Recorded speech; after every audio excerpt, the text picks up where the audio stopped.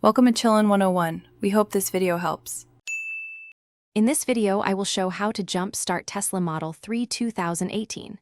Park both vehicles close, enable 12V accessory mode, and prepare jumper cables. Begin by turning off both cars and removing valve stem covers if present.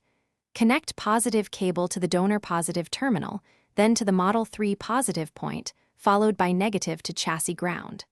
Start the donor, wait 5 minutes, then try powering on the Model 3. Follow a calm, sequential process when connecting cables to avoid sparks or damage. Securely fasten each clamp and double-check polarity before starting the donor vehicle.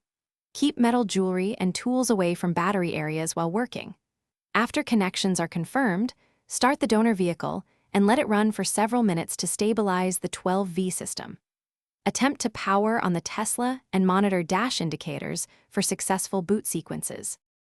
If you're finding this video helpful, please subscribe and like to support more practical EV tips.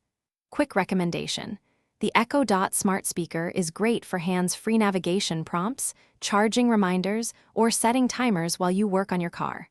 It's compact, easy to pair with phones, and brings music to your garage setup. Check the description for the link and other deals. Now let's get back to the video.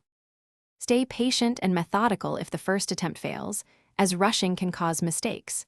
Confirm clamps are clean and tightly connected, and that the donor vehicle has a healthy 12V output.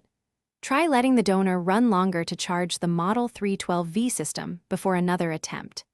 If fault lights or persistent errors appear, stop and seek professional assistance to prevent voiding warranties or causing further electrical faults. Thanks for watching. Consider subscribing if we helped you.